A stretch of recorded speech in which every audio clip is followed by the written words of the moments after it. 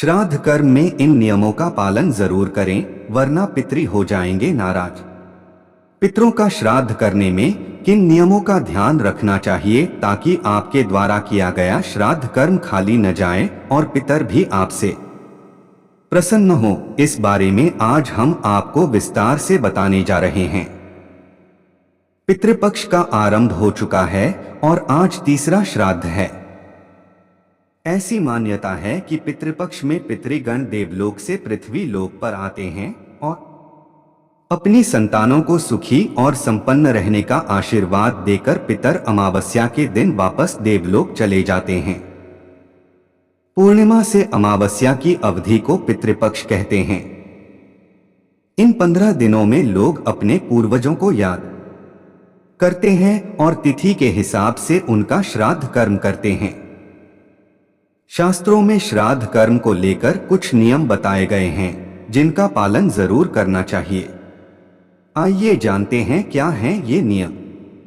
लेकिन उससे पहले अगर आप भी चाहते हैं कि माता लक्ष्मी का आशीर्वाद आप पर सदैव बना रहे तो वीडियो को लाइक करें और कमेंट बॉक्स में जय माता लक्ष्मी जरूर लिखें। श्राद्ध का भोजन बनाते समय इन नियमों का रखें ध्यान। 1. कभी भी क्रोध या हीन भावना के साथ श्राद्ध का भोजन नहीं बनाना चाहिए। इस बात का भी ध्यान रखें कि श्राद्ध का भोग पैरों पर न गिरे। भोजन बनाते समय जूते चप्पल न पहने। 2. वास्तुशास्त्र के अनुसार श्राद्ध का भोजन बनाते समय अपना मुख पूर्व दिशा की ओर रखना चाहिए। कभी भी दक्षिण दिशा की ओर मुख करके भोजन न बनाएं, क्योंकि ऐसा करना शुभ नहीं माना जाता। श्राद्ध का भोजन परोसने के नियम। 1. श्राद्ध पक्ष के दौरान सर्वप्रथम पितृपात्र निकाला जाता है, यानी पितरों के लिए थाली परोसी जाती है। इसको परोसते समय थाली को हमेशा उल्टी दिशा रखें और भस्म की रेखा बनाएं। भोजन परोसने के लिए केले के पत्ते या मोहा नाम के वृक्ष के पत्तों से बनी पत्तल का इस्तेमाल करें। 2. जब भी ब्राह्मणों को भोजन परोसें तो इस बात का ध्यान जरूर रखें कि श्राद्ध के भोजन में उनकी थाली में अलग से नमक बिल्कुल न रखें। 3. पका हुआ अन्न मिष्ठान जैसे पूरी या लड्डू को हमेशा हाथ से परोसें। इन्हीं वस्तुओं के लिए चम्मच का प्रयोग कर सकते हैं। श्राद्ध का भोजन परोसने की विधि। श्राद्ध के लिए थाली के बाएं, दाएं, सामने और मध्य यानी चारों भागों में पदार्थ बताए गए हैं। सर्वप्रथम थाली में देसी घी लगाएं। इसके बाद मध्य भाग में चावल और खीर परोसें। भाजी तरकारी आदि को दाईं ओर परोसें। इसके बाद चटनी, कचूमर या नींबू आदि को बाईं ओर परोसें। सामने की ओर कढ़ी, पापड़, पकौड़ी और लड्डू जैसे पदार्थ रखें। सबसे अंत में चावल के ऊपर देसी घी और तड़के वाली दाल परोसें। भोजन परोसते समय इन बातों का भी दे ध्यान। पितृपक्ष के दौरान श्राद्ध भोज कर रहे हैं तो कम से कम एक ऐसी चीज जरूर बनाएं जो आपके पितृ को पसंद थी। जब भी श्राद्ध का भोजन परोसें तो मन में किसी भी प्रकार का भेदभाव न रखें।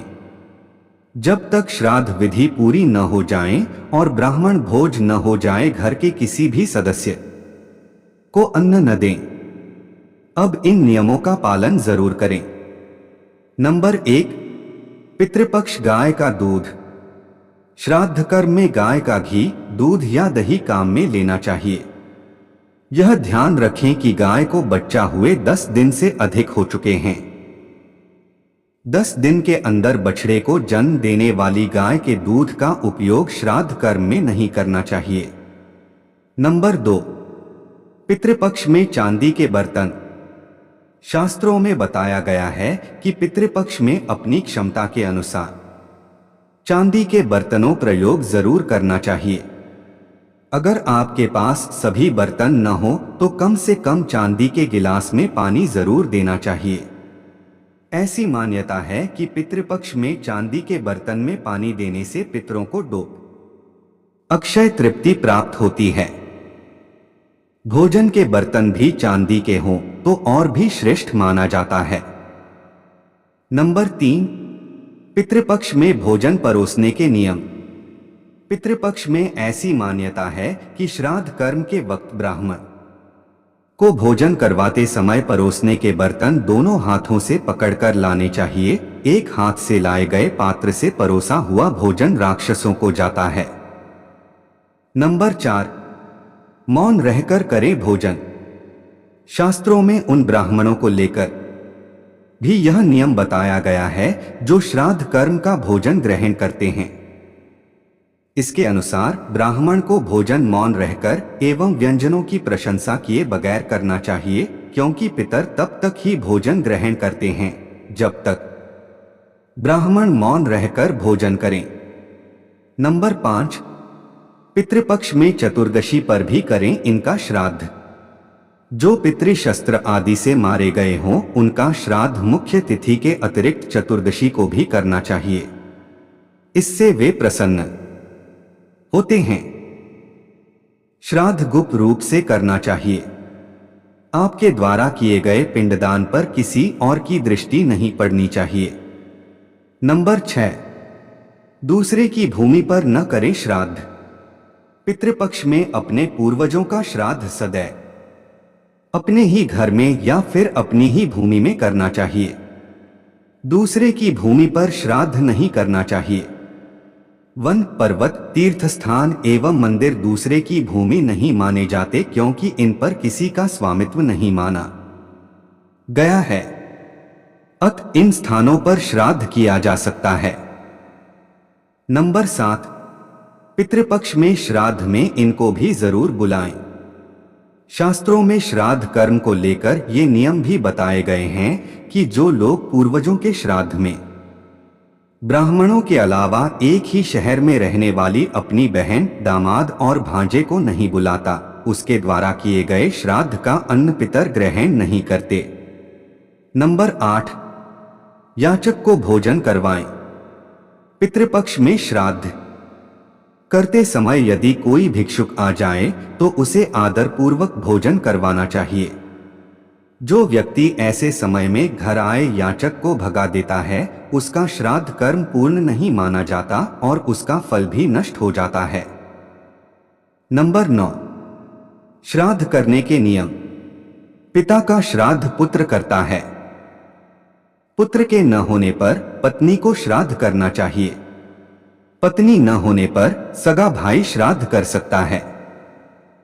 एक से ज्यादा पुत्र होने पर बड़े पुत्र को श्राद्ध करना चाहिए।